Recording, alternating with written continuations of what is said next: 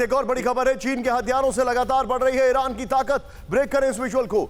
America के assistant secretary of state का बयान।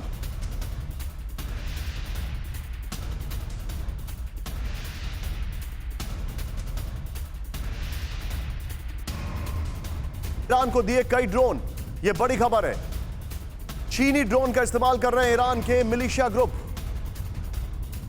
सीधे बिग वॉल पर आइए। ऑयल वेपन पर चीन, रूस और ईरान की तिकड़ी। जरा ध्यान से देखिए, ऑयल और वेपन पर यह बड़ा खतरनाक नेक्सस हमारे सामने आ रहा है। चीन को रूस ऑयल दे रहा है, चीन को रूस ऑयल दे रहा है। नेक्स्ट ध्यान से देखिए, ईरान को चीन वेपन दे रहा है, यह भी एक फैक्ट है, और रूस को ईरान ड्रोन दे रहा है।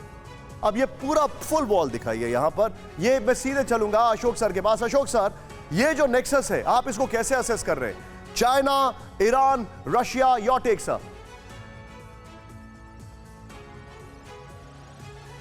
क्या भेड़ बकरियों को पाल के साल में करोड़ों कमाना चाहते हो? यकीन नहीं हो रहा ना? तो साल में 3 करोड़ कमाने वाले सिखाएं तो क्यों देरी कर रहे हो? फ्रीडम ऐप डाउनलोड करो। सर आपका माइक शायद म्यूट है, प्लीज गो अहेड सर।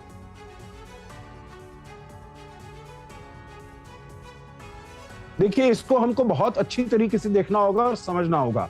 अभी अगले सप्ताह कुछ 2-3 दिन के बाद ही 15 और 16 को समरकंद में शंघाई कोऑपरेशन ऑर्गेनाइजेशन का समिट होने वाला है, और उसमें ये तीनों जो शीर्ष नेता हैं इन तीनों देशों के, वो वहां पर होंगे। और हमने देखा है जो अब ईरान पहली बार शंघाई कोऑपरेशन ऑर्गेनाइजेशन का सदस्य बन रहा है, तो ये जो नेक्सस है इसको हमें बड़ी अच्छी तरह देखना होगा। जो ईरान से ड्रोन है वो रूस भी जा रहा है, यूक्रेन भी जा रहा है, तजिकिस्तान भी जा रहा है। तजिकिस्तान तो यहाँ तक कि ईरान ने अपनी एक फैक्ट्री वहां पर लगाई है ड्रोन बनाने की। तो इसीलिए ये वाला जो आपने जो ट्रायंगुलर रिलेशनशिप बताया है, ये बहुत ही इसका महत्व है। हमने देखा है चीन और ईरान के बीच में $400 बिलियन का 25 साल का एक अग्रीमेंट साइन हुआ है, जिसमें कि ईरान से वो ऑयल इंपोर्ट करेगा और बहुत ज्यादा इंफ्रास्ट्रक्चर डेवलपमेंट के लिए चीन उसकी सहायता करेगा। तो इन तीनों देशों को मेरे ख्याल से हमको बहुत ही ध्यान से देखना होगा। हमारे संबंध रूस के साथ अच्छे हैं, ईरान के साथ अच्छे हैं, और इन संबंधों को भारत अपने आप इन संबंधों को और आगे लेकर हमें जाना चाहिए। Point taken sir. सबके बीच में एक और बड़ी खबर आ रही है। चीन के लिए अमेरिका की जापान से बड़ी वार्निंग। ब्रेक करें। जापान में ही तैनात रहेंगे अमेरिका के बड़े हथियार। जापान में वॉर एक्सरसाइज के लिए आए थे अमेरिकी हथियार। US army Pacific commander general Charles Flint की वार्निंग।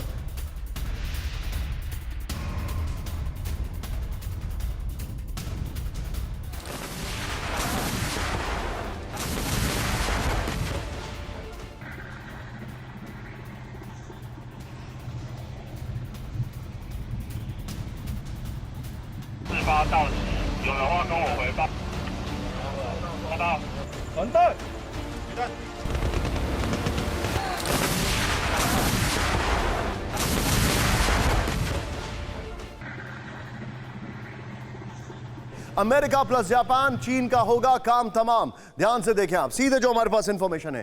अब ये जानकारी है कि वॉर ड्रिल के लिए जापान गए भारी भरकम अमेरिकी हथियार अभी भी जापान में रहेंगे।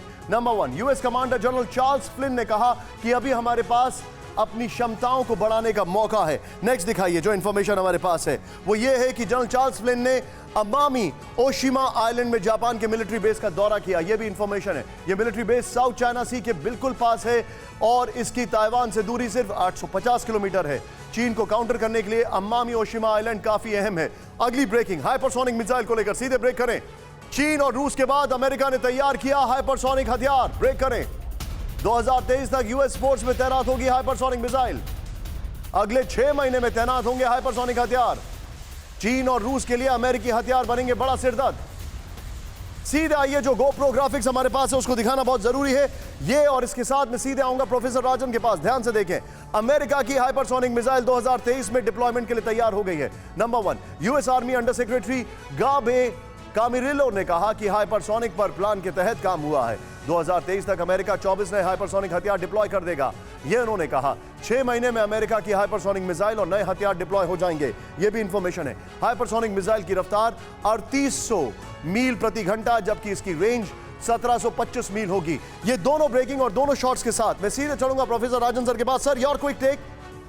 आप वेपनाइजेशन तो हो रहा है, लेकिन अब weaponization of a different class हो रहा है। और जापान में जो अमेरिका की डिप्लॉयमेंट रहेगी, क्या अमेरिका दोनों फ्रंट मैनेज कर सकता है, चाइना और रशिया? देखिए, मेरे हिसाब से अब अमेरिका धीरे धीरे समझ रहा है कि जो अमेरिका का मुख्य जो दुश्मन है, यानी कि जो एक हॉस्टाइल कंट्री के रूप में, एडवर्सरी के रूप में इमर्ज किया है, वो है चीन। क्योंकि चीन केवल सामरिक दृष्टिकोण से नहीं, बल्कि जो आर्थिक दृष्टिकोण से, उस दृष्टि से और टेक्नोलॉजिकली भी अमेरिका को चैलेंज करने में सक्षम है। तो आप यह मान के चलें कि अगले 10 से 15 साल तक, 15 वर्षों तक अमेरिका जो भारत प्रशांत महासागर है वहाँ पे फंसा रहेगा। युद्ध हुआ तो निश्चित रूप से, अगर नहीं हुआ तो भी, क्योंकि अमेरिका ही है जो कि जापान को जब सिक्योरिटी प्रोवाइड कर सकता है, ताइवान, साउथ कोरिया, ऑस्ट्रेलिया को सिक्योरिटी प्रोवाइड कर सकता है, और वहाँ पे चीन की शक्ति बढ़ती जाएगी और ये सारे देश कमजोर पड़ते जाएंगे। और अगर जापान चाहे भी तो कम से कम 10 से 15 वर्ष उसको लगेंगे वहाँ पे वेपनाइजेशन में। और यह भी मान के चला, दो जो मुख्य चीजें हुई हैं अंतर्राष्ट्रीय दृष्टिकोण से मैं अगर बताऊं तो बैलेंस ऑफ पावर खत्म हो गया है, और उसके कारण दो चीजें हुई हैं निशांत। एक है जिसको बोलते हैं सिक्योरिटी डिलेमा, कि कोई भी दूसरा देश नहीं जानता है कि कौन कितना वेपनाइज कर रहा है, कौन कितना आर्मामेंट्स डेवलप करने की कोशिश कर रहा है। तो वैसी स्थिति में आर्म्स रेस निश्चित रूप से वहां पे दिखता है। वही हम देख रहे हैं चीन और अमेरिका के बीच में, और रूस और अमेरिका के बीच में। आप जो बता रहे हैं, पॉइंट है कि आर्म्स रेस दिखाई दे रहा है, वेपनाइजेशन की आपने बात की। क्या भेड़ बकरियों को पाल के साल में करोड़ों कमाना चाहते हो? यकीन नहीं हो रहा ना? तो साल में 3 करोड़ कमाने वाले सिखाएं तो क्यों देरी कर रहे हो? फ्रीडम ऐप डाउनलोड करो।